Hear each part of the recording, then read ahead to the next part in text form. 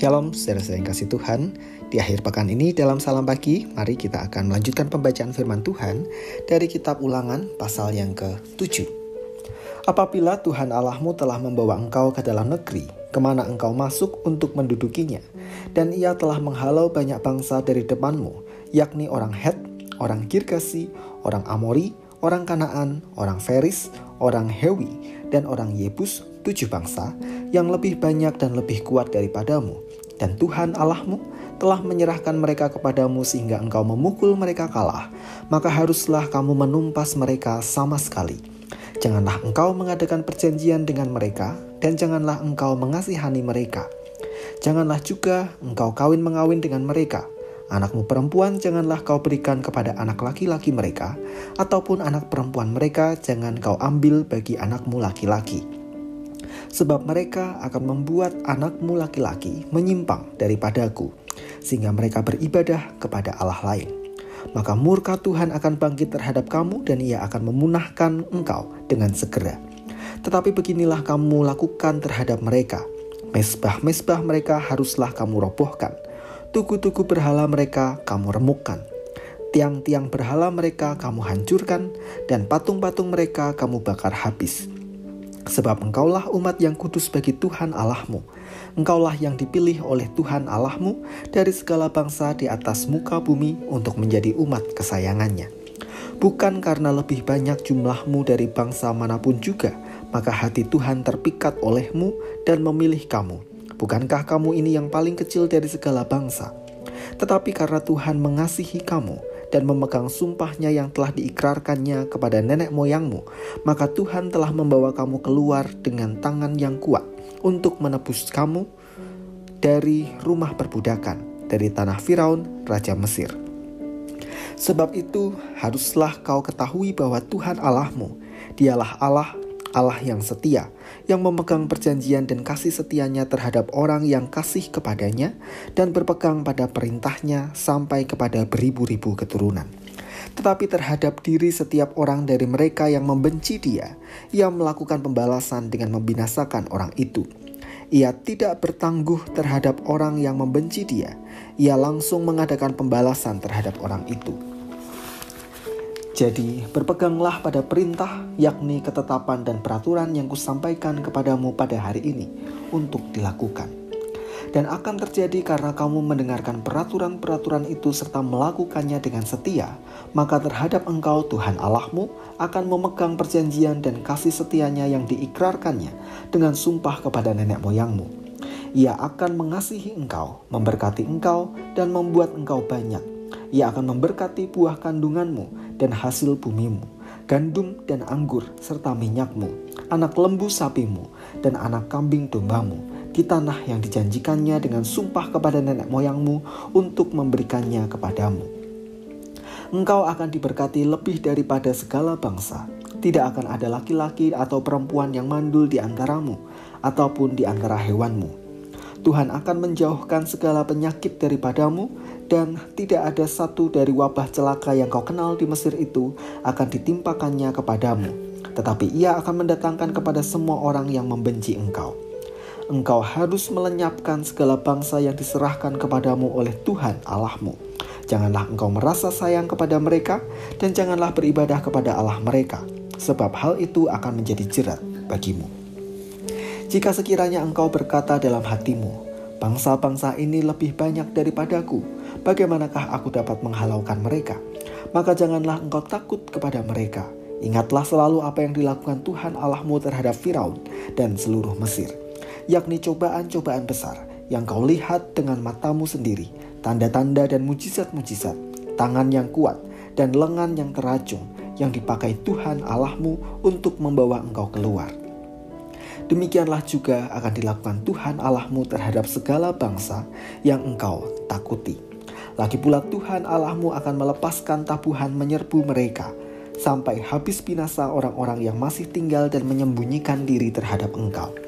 Janganlah gemetar karena mereka, sebab Tuhan Allahmu ada di tengah-tengahmu, Allah yang besar dan dahsyat. Tuhan Allahmu akan menghalau bangsa-bangsa ini dari hadapanmu sedikit demi sedikit. Engkau tidak boleh membinasakan mereka dengan segera, supaya jangan binatang hutan menjadi terlalu banyak melebihi engkau. Demikianlah Tuhan Allahmu akan menyerahkan mereka kepadamu dan akan mengacaukan mereka sama sekali sampai mereka punah. Raja-raja mereka akan diserahkannya ke dalam tanganmu, sehingga engkau menghapuskan nama mereka dari kolong langit. Tidak akan ada yang dapat bertahan menghadapi engkau sampai engkau memunahkan mereka. Patung-patung Allah mereka haruslah kamu bakar habis. Perak dan emas yang ada pada mereka janganlah kau ingini, dan kau ambil bagi dirimu sendiri, supaya jangan engkau terjerat karenanya. Sebab hal itu adalah kekejian bagi Tuhan Allahmu. Dan janganlah engkau membawa sesuatu kekejian masuk ke dalam rumahmu, sehingga engkau pun ditumpas seperti itu. Haruslah engkau benar-benar merasa jijik dan keji terhadap hal itu, sebab semuanya itu dikhususkan untuk dimusnahkan. Berkat Tuhan sejalan dengan kesetiaan umat-Nya. Pesan ini yang kita temukan dalam bacaan kita pada hari ini. Di pasal 7 ini terbagi dalam 2 bagian. Bagian pertama yang sebelumnya sudah tertulis di kitab Bilangan menegaskan kembali kepada umat Israel yang akan segera memasuki tanah Kanaan untuk menjaga kemurnian hidup. Kemurnian ini Tuhan perintahkan untuk dijaga agar umat Israel tidak terpengaruh oleh penduduk asli dari tanah perjanjian. Tentu Tuhan tahu jika umat sampai memiliki keturunan dari salah satu bangsa penduduk asli di sana, umat akan berubah setia kepada Tuhan. Perintah Tuhan jelas dan tegas. Habisi semua penduduk asli di sana dan jangan sampai mereka kawin dengan laki-laki atau perempuan penduduk aslinya. Bahkan seluruh harta yang mereka miliki tidak boleh diingini oleh bangsa Israel. Agar umat Tuhan tetap fokus hanya kepada Tuhan.